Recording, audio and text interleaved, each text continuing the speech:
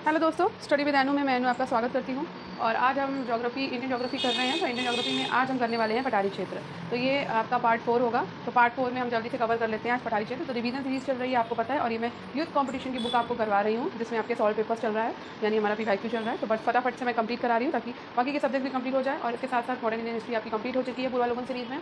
हिंदी आपकी चल रही है, ज्योग्राफी आपकी चल रही है, और पॉलिटिकल साइंस आपकी चल रही है। और इसके साथ साथ आपका जो है क्रॉनिकल का आपका मई मंथ कंप्लीट हो चुका है और अप्रैल मंथ चल रहा है। तो अब ये सारे जितने भी सब्जेक्ट हैं, इन सब की वीडियोस आप प्लेलिस्ट में देख सकते हैं, वहाँ से जाकर इनको कर सकते हैं। तो अब टाइम ज़्यादा नहीं बचा है, इसलिए हम रिवीजन टाइम चल रहा है और PYQ ही करेंगे अब। तो मैं अब आराम से इसको नहीं पढ़ा पाऊँगी जब तक एग्जाम नहीं हो जाता। इसके साथ साथ अब जो भी फॉर्म्स आगे आ रहे हैं, उनकी भी प्रिपरेशन करते हुए चलेंगे। जो भी न्यूज़ आ रही है, उसके हिसाब से भी पढ़ते हुए चलेंगे। तो जल्दी ही मैं बाकी जो भी नए सब एग्जाम्स आने वाले हैं, उनका कंटेंट में उनकी क्लासेस अलग से स्टार्ट करूँगी। तो ये आपका UPPCS और RO की क्लासेस ही चल रही हैं। तो ये मैं अभी वही करा रही हूँ आपको, ठीक है। तो चलिए स्टार्ट करते हैं, टाइम नहीं वेस्ट करते हैं। तो हमारा आज का टॉपिक है भारत के प्रमुख पठार, ठीक है। तो पठारी क्षेत्र पढ़ने वाले हैं। तो चलिए हम थोड़ा सा यहाँ पे मैप देख लेते हैं। तो थोड़ा बहुत मैप से हमें क्लियर हो जाएगा। मैप तो हमें ज्योग्राफी में देखना ही चाहिए, और मैप से पढ़ने से ना थोड़ा जल्दी हमें तैयार भी हो जाता है। तो थोड़ा सा मोटा मोटा सा देख लेते हैं, थोड़ा सा बड़ा कर देती हूँ मैं। तो यहाँ आप देख सकते हैं, ये आपका रीजन जो है वो बुंदेलखंड पठार का है, ठीक है। यहाँ पर आपका बघेलखंड पठार है, तो आप देख सकते हैं। यहाँ पर आपका छोटा नागपुर का पठार है, ठीक है। ये आपका मालवा का पठार आता था नीचे का क्षेत्र, ये ठीक है। नीचे यहाँ पर आपका दक्कन का पठार है, ठीक है। ये है आपका शिलोंग का पठार। तो शिलोंग का पठार आप देख ही सकते हैं, पूर्वी क्षेत्र में है हमारे, ठीक है। मालवा का पठार भी आपको दिखाई दे रहा होगा, गुजरात और राजस्थान के आसपास पड़ता है, ये मध्य प्रदेश के आसपास, ठीक है। बुंदेलखंड का पठार, बघेलखंड का पठार, और इधर छोटा नागपुर का पठार आपका छत्तीसगढ़ की तरफ पड़ रहा है। दक्कन का पठार आप देख सकते हैं, ये भी सब MP में पड़ेगा आपका, ठीक है। तो थोड़ा सा नीचे आ जाते हैं। ये तेलंगाना का पठार तो आपको समझ ही में आ गया कि तेलंगाना में पड़ेगा। कर्नाटक का पठार आपका कर्नाटक में पड़ेगा। तो आपके इतने पठार आपको दिख रहे हैं इसमें। तो हमने कितने पठार यहाँ पर देखे। तो बुंदेलखंड का पठार हो गया 1, मालवा हो गया 2, दक्कन हो गया 3, बघेलखंड हो गया 4, छोटा नागपुर हो गया 5, शिलोंग का पठार हो गया 6, तेलंगाना का पठार हो गया 7, और कर्नाटक का पठार हो गया 8। तो बस इतने ही पठार याद करने हैं आपको, ठीक है। तो इसको थोड़ा छोटा कर दूँ, फिर से एक बार देख लीजिए अच्छे से। तो ये देखिए यहाँ तक दिखाई दे रहा है आपको। तो कौन कौन सा याद करना है? बुंदेलखंड का पठार, बघेलखंड का पठार, छोटा नागपुर पठार, या फिर यहाँ से याद कर लीजिए, मालवा से स्टार्ट कर लीजिए। तो ऐसे करते करते हम नीचे आ जाएंगे, ठीक है। तो मालवा से शुरू कर लेते हैं। मालवा का पठार, एक सेकेंड, मालवा का पठार, बघेलखंड का पठार, सॉरी बुंदेलखंड का पठार, बघेलखंड का पठार, छोटा नागपुर का पठार, शिलोंग का पठार, तेलंगाना का पठार, दक्कन का पठार, और कर्नाटक का पठार, ठीक है। तो ये हमारे 8 पठार हो गए, ठीक है। अब आ जाते हैं थोड़ा सा नीचे और पढ़ लेते हैं। तो यहाँ पर अब दिया हुआ है पठार अवस्थिति और अन्य तथ्य, ठीक है। तो छोटा नागपुर का पठार, तो छोटा नागपुर का पठार, ये पठार पश्चिम बंगाल राज्य के पुरुलिया तथा झारखंड राज्य के पलामू, धनबाद, सिंहभूमि, रांची, हजारीबाग और संथाल परगना जिले में 87,239 वर्ग किलोमीटर क्षेत्र पर विस्तृत है, ठीक है। तो छोटा नागपुर पठार के बारे में ये देखो दिया हुआ है। तो आपको पता चला, छोटा नागपुर का पठार बंगाल राज्य के पुरुलिया, झारखंड राज्य के पलामू, धनबाद, सिंहभूमि, रांची, हजारीबाग, संथाल परगना जिले में 87,239 वर्ग किलोमीटर क्षेत्र पर विस्तृत है। कौन सा पठार? छोटा नागपुर का पठार, ठीक है। इस पठार को भारत का रूर भी कहते हैं। तो ये इंपॉर्टेंट है कि भारत का रूर किसको कहते हैं? तो भारत का रूर कहते हैं छोटा नागपुर के पठार को। छोटा नागपुर का पठार खनिज पदार्थों में धनी है, ठीक है। सोन नदी छोटा नागपुर के पठार के उत्तर पश्चिम में बहकर गंगा में मिलती है, ठीक है। दामोदर नदी मध्य भाग में पश्चिम से पूर्व प्रवाहित होती है। तो इतने पॉइंट इसमें याद रखने हैं। अब आगे बढ़ते हैं। अब बात करते हैं शिलोंग के पठार की। तो शिलोंग का पठार प्रायद्वीपीय पठार का उत्तर पूर्वी अग्रभाग है। ठीक है, इसका क्षेत्रफल 35,291 वर्ग किलोमीटर है। भ्रंशन के कारण शिलोंग का पठार भारतीय महाप्रायद्वीप से मालदा गैप द्वारा पृथक हुआ, यानी कि अलग हुआ। इसमें गारो खासी जयंती की पहाड़ियाँ स्थित है। कहाँ? शिलोंग के पठार में। ठीक है, अब बात करते हैं दक्कन के पठार की। तो दक्कन का पठार मध्य प्रदेश, छत्तीसगढ़, उड़ीसा, पश्चिमी आंध्र प्रदेश, कर्नाटक तथा तमिलनाडु राज्यों में लगभग 7 लाख वर्ग किलोमीटर क्षेत्रफल पर विस्तृत है। ठीक है, दक्कन का पठार प्रायद्वीप में सतपुड़ा श्रृंखला के दक्षिणी भाग को दक्कन का पठार कहा जाता है। ये बात समझ आई? सतपुड़ा श्रृंखला के दक्षिणी भाग को दक्कन का पठार कहा जाता है। ये बेसाल्ट व लावा से निर्मित क्षेत्र है। ठीक, अब बात करते हैं चौथे यानी कि तेलंगाना के पठार की। तो तेलंगाना का पठार, एक सेकेंड, तेलंगाना का पठार कृष्णा नदी के उत्तर में स्थित है। ठीक है, तेलंगाना का पठार दक्कन के पठार का भाग है जो तेलंगाना राज्य में अवस्थित है, इसलिए उसका नाम तेलंगाना का पठार दे दिया गया। ठीक है, अब बात करते हैं हम कर्नाटक के पठार की। ठीक है, एक सेकेंड,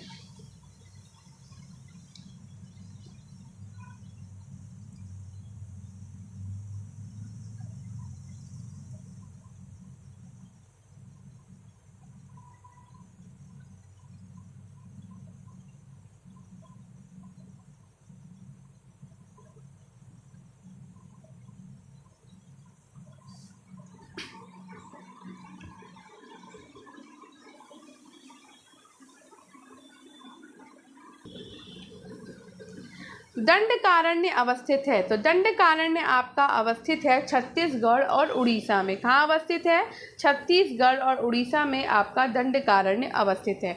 दंडकारण्य विस्तार छत्तीसगढ़, उड़ीसा और आंध्र प्रदेश में है। दंडकारण्य विंध्याचल पर्वत से गोदावरी तक फैला हुआ है, वन क्षेत्र है। इसका विस्तार करीब 79,078 वर्ग किलोमीटर है और इसके पश्चिम में अबूझ माड़ पहाड़ियाँ और पूर्व में पूर्वी घाट अवस्थित है। ठीक है, अब बात करते हैं छोटा नागपुर पठार का। सर्वाधिक घना बसा जिला धनबाद क्यों है? क्यों है भाई? तो क्योंकि खनन उद्योग का विकास तथा औद्योगिकरण होता है यहाँ पे। ठीक है, तो अब इसका देख लेते हैं थोड़ा सा डिस्क्रिप्शन। तो झारखंड राज्य का धनबाद जिला कोयला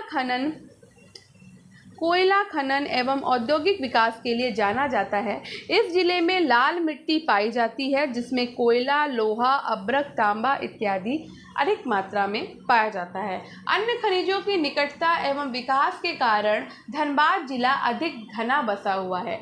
छोटा नागपुर औद्योगिक क्षेत्र झारखंड, उत्तरी उड़ीसा तथा पश्चिमी बंगाल में फैला हुआ है। ठीक है, अब नेक्स्ट क्वेश्चन पे चलते हैं। मेघालय का पठार भाग है। तो मेघालय का पठार भाग है आपका प्रायद्वीपीय खंड का। किसका भाग है? प्रायद्वीपीय खंड का भाग है मेघालय का पठार। ठीक है, एक सेकेंड, तो होल्ड कर देती हूँ। तो मेघालय का पठार आपका प्रायद्वीपीय खंड का भाग है। गंगा सिंधु मैदान के दक्षिण में फैला त्रिभुजाकार क्षेत्र प्रायद्वीपीय खंड कहा जाता है और मेघालय का पठार इसी प्रायद्वीपीय खंड का भाग है। अब बात करते हैं भारत में भू आकारों की रचना के संबंध में निम्नलिखित कथनों पर मनन कीजिए। तो भाई निम्नलिखित कथनों पे हमको यहाँ पर मनन करना है। तो यहाँ पे 4 कथन दिए हैं, चलिए पढ़ते हैं इनको। तो पहला है, संरचनात्मक दृष्टि से मेघालय पठार दक्कन पठार का ही विस्तारित भाग है। बिल्कुल सही बात है ये। कश्मीर घाटी की रचना एक समभिन्नति में हुई, ये भी सही है। ठीक है, गंगा मैदान की रचना एक अग्रगर्त में हुई, ये भी बात एकदम सही है। अब चौथा भी पढ़ लेते हैं। हिमालय की उत्पत्ति भारतीय प्लेट, यूरोपीय प्लेट तथा चीनी प्लेट के त्रिकोणीय अभिसरण के फलस्वरूप हुई है, ये बिल्कुल गलत है। ठीक है, तो यहाँ पे आपका ए नंबर ऑप्शन सही हो जाएगा, पहला, दूसरा और तीसरा सही है। ठीक है, तो हिमालय एक तृतीयक मोड़दार पर्वत श्रेणी है जो भारत एवं चीन के बीच स्थित है।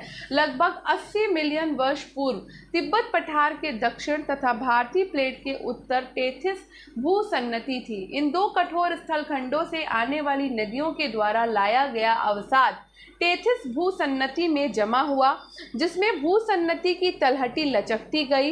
प्लेट विवर्तनिकी के कारण भारतीय प्लेट अफ्रीकी प्लेट से अलग होकर उत्तर की ओर प्रवाहित होना शुरू हुई।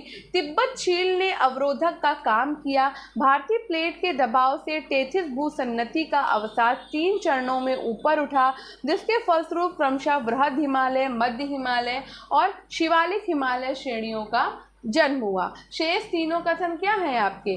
सत्य हैं। ठीक है, अब नेक्स्ट पढ़ते हैं हम निम्नलिखित कथन। तो अरावली मरुस्थल के पूर्ववर्ती विस्तार को रोकता है, बिल्कुल बात सही है। राजस्थान की सभी नदियों का उद्गम अरावली से है, नो। राजस्थान में वर्षा का वितरण प्रारूप अरावली से प्रभावित नहीं होता, नहीं भाई नहीं होता है। अरावली प्रदेश धात्विक खनिजों से समृद्ध है, बिल्कुल सही बात है। तो आपका ए और डी दोनों ही सही हैं। ठीक है, तो यहाँ पे डी ऑप्शन होगा। अरावली मरुस्थल के पूर्ववर्ती विस्तार को रोकता है तथा अरावली प्रदेश धात्विक खनिजों से समृद्ध है, और ये कथन सत्य है। ठीक है, जबकि राजस्थान में वर्षा का वितरण प्रारूप अरावली से प्रभावित होता है और राजस्थान की नदियों का उद्गम अरावली से पृथक भी है। इस प्रकार प्रश्नगत कथन ए और डी जो है वो आपका सत्य है। ठीक है, नेक्स्ट, भारत के थार मरुस्थल का कितना भाग राजस्थान में है? तो भाई थार मरुस्थल भारत के उत्तर पश्चिम में तथा पाकिस्तान के दक्षिण पूर्व में स्थित है। यह अधिकांश तो राजस्थान में स्थित है, परंतु कुछ भाग गुजरात और पाकिस्तान के सिंध और पंजाब प्रांतों में फैला है। अरावली पहाड़ी के पश्चिमी किनारों पर थार मरुस्थल स्थित है। ये मरुस्थल बालू के टीलों से ढका हुआ एक तरंगित मैदान है। थार मरुस्थल का 61% भाग राजस्थान में है, अतः कोई विकल्प सुमेल नहीं है। ठीक है, इसमें से नेक्स्ट, एसपी चटर्जी के भारत के प्राकृतिक विभागों की योजना में महानदी बेसिन को प्रायद्वीपीय पठार के किस उपविभाग में रखा जाता है? तो रखा जाता है इसको आपके पूर्वी पठार में। कहाँ पे? पूर्वी पठार में। नेक्स्ट, एसपी चटर्जी के भारत के प्राकृतिक विभागों की योजना स्कीम में महानदी बेसिन को प्रायद्वीपीय पठार के पूर्वी पठार उपविभाग में रखा जाता है। नेक्स्ट, छोटा नागपुर पठार तथा शिलोंग पठार के मध्य का क्षेत्र है। तो ये मध्य का क्षेत्र है आपका एक नत भ्रंशित प्रदेश, जो छोटा नागपुर पठार और शिलोंग पठार के मध्य का क्षेत्र है। ठीक है, नेक्स्ट,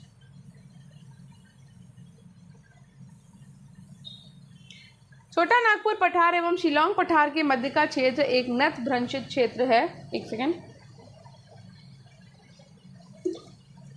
इसे मालदा गैप या राजमहल गारो गैप भी कहा जाता है, जबकि पश्चिम बंगाल में इसे मालदा गैप कहते हैं। और ये गंगा तथा उनकी विभिन्न सहायक नदियों के द्वारा लाए गए अवसादों के निक्षेपण से डेल्टाई मैदान का निर्माण होता है। ठीक है, चलो, मेघालय पठार अधिकतर निर्मित है। तो मेघालय पठार जो है वो अधिकतर निर्मित हैं आपके गोंडवाना शैलों के द्वारा। तो मेघालय पठार का अधिकतम भाग गोंडवाना शैलों के द्वारा निर्मित हुआ। मेघालय पठार गारो खासी एवं जयंतिया पहाड़ियों से घिरा हुआ है तथा ये पठार जो मालदा गैप द्वारा भारतीय प्रायद्वीप से पृथक या अलग किया जाता है। ठीक है, प्रायद्वीपीय भारत के पूर्वी पठार भूमध्य कारकी प्रदेश का भाग है। तो ये है आपका बुंदेलखंड उच्च भूमि। क्या है? बुंदेलखंड उच्च भूमि।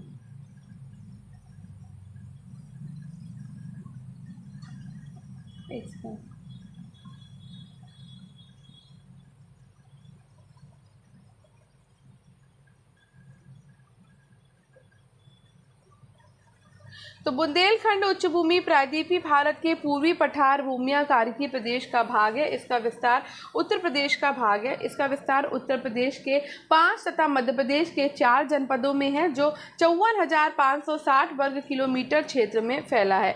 ये मुख्यतः रवेदार आग्नेय और कायांत्रित शिलाओं से निर्मित है। यहाँ की महत्वपूर्ण विशेषता नदियों, चट्टानों, तटों, प्रपातों एवं खंडों का निर्माण है। ठीक है, नेक्स्ट, भारत में कठोर एवं स्थिर उत्थित भूमि, आच्छादित शैल और कगारों की श्रृंखला निम्नलिखित में से किसकी विशेषता है? तो ये विशेषता है आपकी प्रायद्वीपीय पठार की। किसकी है? प्रायद्वीपीय पठार की। ठीक, तो ये भाई प्रायद्वीपीय पठार की विशेषता है आपकी। भारत का प्रायद्वीपीय पठार कठोर और उत्थित भूमि, आच्छादित शैल और कगारों की श्रृंखलाएं पाई जाती है। भारत का प्रायद्वीपीय भाग एक अनियमित त्रिभुजाकार आकृति है। ये गोंडवाना लैंड के टूटने और उत्तर दिशा में प्रवाह के कारण निर्मित हुआ था। ये प्राचीनतम भूभाग पेंजिया का हिस्सा है जो क्रिस्टली, आग्नेय तथा रूपांतरित शैलों से बना है। अब बात करते हैं डेक्कन ट्रैप सैल समूह किसके कारण बना। तो डेक्कन ट्रैप सैल समूह बना है आपका बेसॉल्ट उद्गार से। किससे बना है? बेसॉल्ट उद्गार से बना है हुआ है। ठीक है, डेक्कन ट्रैप सैल समूह प्रायद्वीपीय पठार के पश्चिमी मध्य भारत में आग्नेय शैलों का समूह है। ये क्रस्टेशियस युग के ज्वालामुखी उद्भेदन के पश्चात बेसाल्ट चट्टानों से बनी है। डेक्कन ट्रैप बेसाल्ट लावा से बना हुआ है। भारतीय प्रायद्वीपीय पठार के बारे में निम्नलिखित में से कौन से कथन सही हैं? तो भाई इसमें कथन सही हैं आपके 1, 3 और 4। तो आप पढ़ लेते हैं हम यहाँ पे। ठीक है, तो दक्कन के पठार क्रमशः उत्तर से दक्षिण की ओर बढ़ते हैं, बिल्कुल बढ़ते हैं। ठीक है,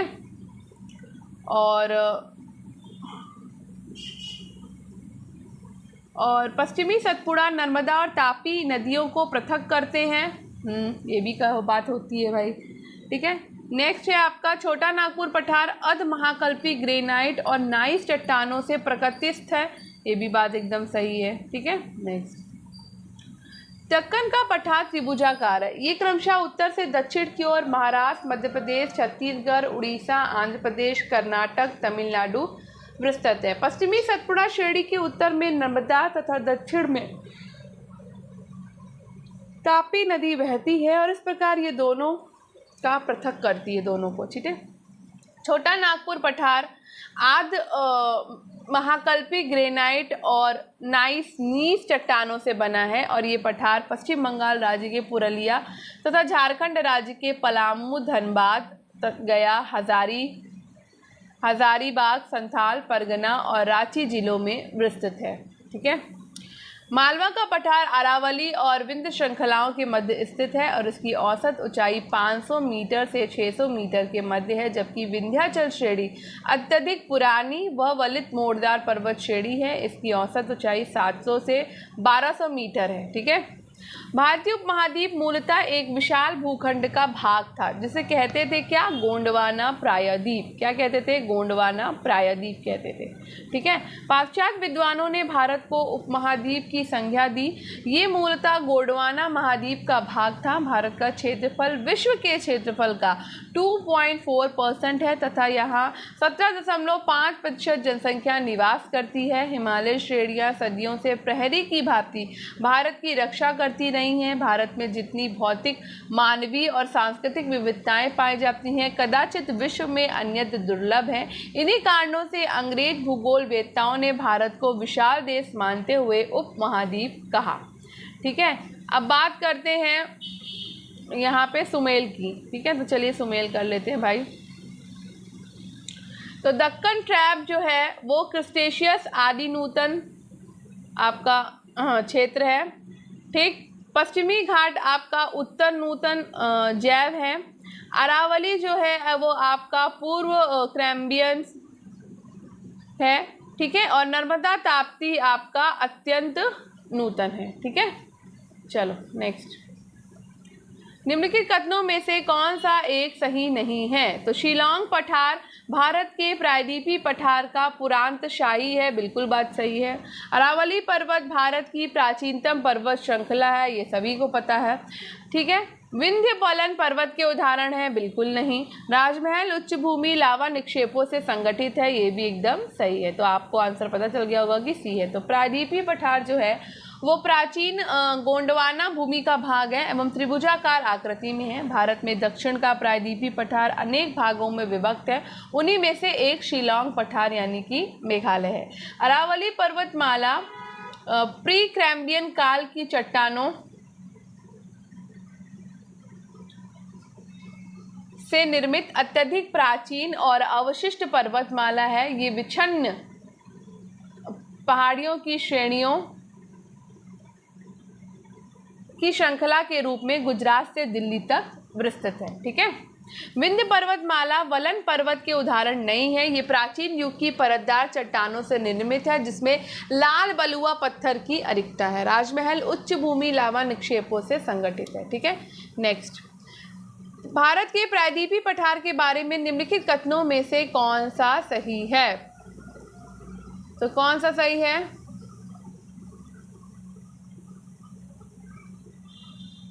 तो दक्षिण का पठारी खंड मुख्यतः ग्रेनाइट और नाइस से बना है। दक्कन लावा पठार एक उठा हुआ पठार है जो लावा की क्षैतिज विन्यस्त चादरों से बना है। और